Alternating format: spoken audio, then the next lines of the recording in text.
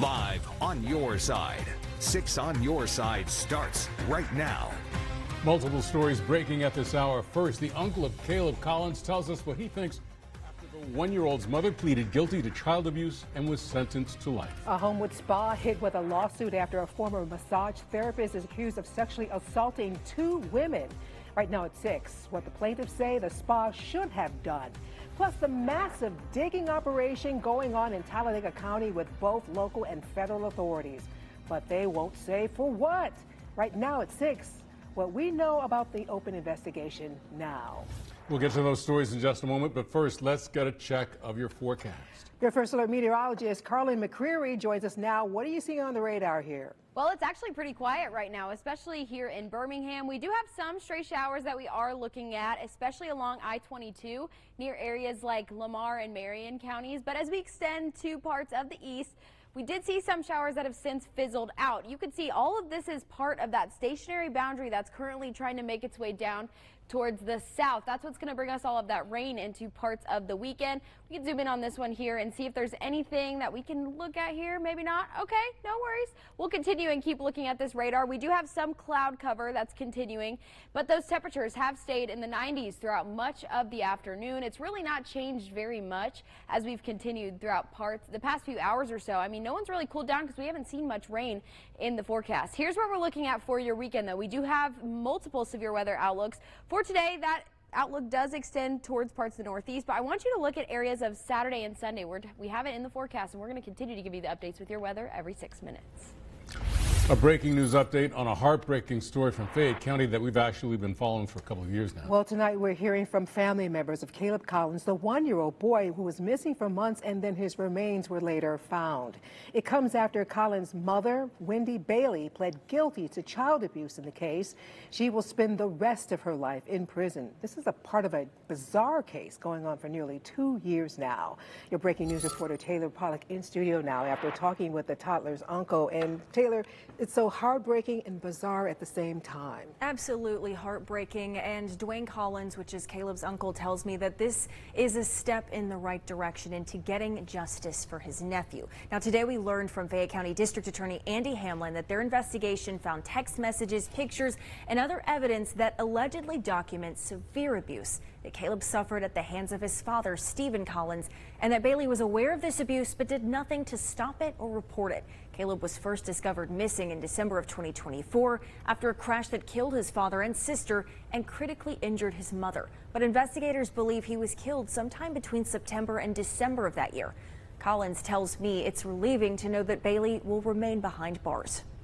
I was happy knowing that she's not going to ever be able to do this to any more kids or anything like that. You can't take nothing away from the being gone, but I'm glad justice is being served.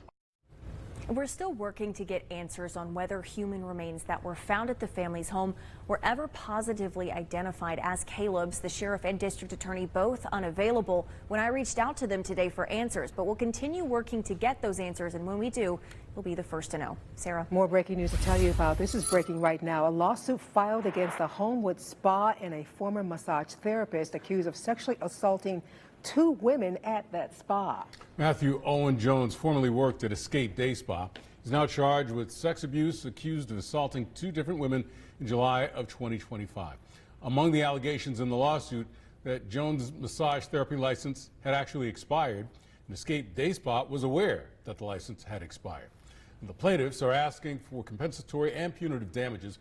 We've tried to contact the spa, but have not heard a response. All right, get a look at this new drone video tonight from Talladega County as several law enforcement agencies are still using heavy equipment to excavate and dig through a large area. Get a look at this video. This is happening off Wolf Pond Road. Your East Alabama reporter Reggie Kyle telling us this morning he saw 3 plainclothes police officers along with a K9 leaving from inside that site, and excavating crews still moving huge loads of dirt using multiple dump trucks. Pell City Police Chief Justin Cooper would only tell WBRC this is part of an ongoing investigation. Of course, we're going to keep it right here. We're going to stay on top of this for you and bring you any updates as they happen on air and on the WBRC News app. An update tonight on the former Cullman County attorney accused of trying to kill her husband by putting fentanyl in his food. A judge ruled today on a warrant to arrest Sarah Baker. The judge said that when Baker is in custody, they will set a hearing on a motion to revoke her bond. According to court documents, prosecutors say Baker's husband is in grave danger if she remains free. They say Baker gave the victim's caretakers a medication bottle that had a purple-tinted powdered substance inside. That powder is being tested. Baker's attorney denies that she violated her bond. We tried to contact the attorney for comment. We'll let you know when we hear a response. New tonight, a table full of kratom and THC products seized from multiple businesses throughout Cherokee County. The sheriff's office says the products are often marketed in ways that make them appear harmless. In recent months, they've seen an increase in people experiencing serious adverse effects from consuming these types of products. The sheriff's office did not say if they charged anyone in this investigation. Tonight, we know funeral arrangements for the University of Alabama police officer who recently passed away from cancer. Visitation for investigators Justin Beal will be Wednesday at noon at Skelton Funeral Home in Reform, followed by a funeral at 2 and an escort to his internment to Boone Cemetery. Officer Beal leaves behind his wife and 3 children. In Tuscaloosa County, a vigil is set for Sunday for 2 people to honor the 2 people murdered earlier this week in Brookswood. Jose Felix Alvarez Duenes and Jasmine Bates both worked at Buffalo Phil's in Tuscaloosa. The vigil will be there Sunday night at 6. One man is in custody right now charged with capital murder in the case. The U.S. has apparently agreed to resume peace talks with Iran, but President Trump has made it clear that the ceasefire is over. This week, Iran resumed attacks on commercial ships in the Strait of Hormuz. The U.S. responded with 2 nights of immense strikes, but the president says he's still open to negotiating a deal. Now, this is after the Israelis reportedly warned U.S. officials of a new plot by Iran to assassinate President Trump. Negotiators are still expected to pick up peace talks next week. Meanwhile, gas prices are creeping back up as the ceasefire is now over.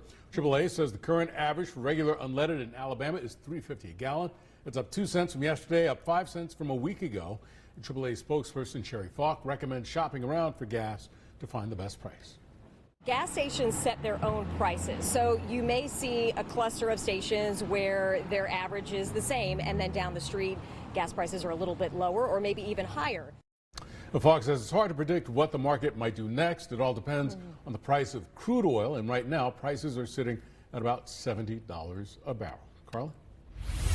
Well, we're continuing to have warm temperatures throughout the evening today, but we've got some changes on the way. As we start out your weekend for tomorrow, we are tracking weekend storms in the forecast. Starting out your day tomorrow, continuing all the way up till the beginning of your work week next week. We're also going to see some cooler temperatures along with this, just because when we have that rain cooled air, it's going to cool our temperatures back to the 80s, but we warm right back up by the time we continue throughout the end of next week. So for your day tomorrow, if you have any plans, maybe you want to get them done before lunchtime, especially as we start to heat up into the daytime hours of the afternoon. That's when those storms could really start to pop up, especially by 2 and 4 p.m. That chance increases to 60%. So if you do want to get anything done for your Saturday, make sure it's done in the morning. Make sure to dodge those spotty showers in the morning as well, because throughout parts of the weekend, we're going to continue to see scattered showers and storms, especially into the earlier hours of Saturday. Watch by Saturday into right around dinner time. That's when things are really going to start to ramp up. So I'll continue to have your forecast and what you can fully expect this weekend coming up. Well, new at 6 on your side, investigators now say discarded fireworks caused that fire that killed 2 University of Alabama students in Conecuh County. Walter Hensley and McNeil Mosteller were at a hunting camp. They each played high school football. The Alabama State Fire Marshal's office says a preliminary investigation found the fire started in a parked ATV before it spread to a nearby home. The fire is still being investigated. But Mosteller and Hensley were both members of the Delta Kappa Epsilon fraternity Psi chapter at the University of Alabama. The fraternity says in part, a few men could captivate those around them so naturally by simply being themselves. Their loss leaves an unfillable hole in the Psi chapter. We have a breaking news update now. Multiple teenagers from Holtsville charged and accused of throwing over a dozen rocks last month onto oncoming traffic. Sheriff Bill Franklin says the teens' parents came forward. Their names have not been released because of their ages. Authorities say the teens threw large rocks at 15 vehicles. They face multiple charges now, including felonies. Wild new images tonight at 6 showing the aftermath of a police chase in northeast Alabama. Get a look, a car slamming into a church in Henagar in DeKalb County. And it's not the first time this has happened. 2 weeks ago, a car pulled a hole in a wall there, and in September, a driver crashed into the church's sign. Church leaders say they don't want money, they want a solution here. The pastor tells us, something must be done before someone else gets hurt.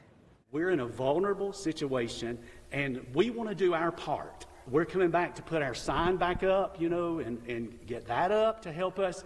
We want to do our part. We want the state to do their part. And we trust them to do that. We believe they will do that.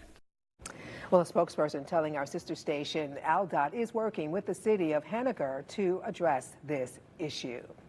A foodborne parasite spreading across the U.S. with one case here in Alabama. Right now at 6, the big clue doctors say you should be looking for and how to cut your risk at home.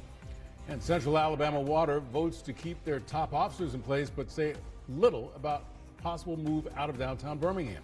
Right now at 6, the pushback from one board member.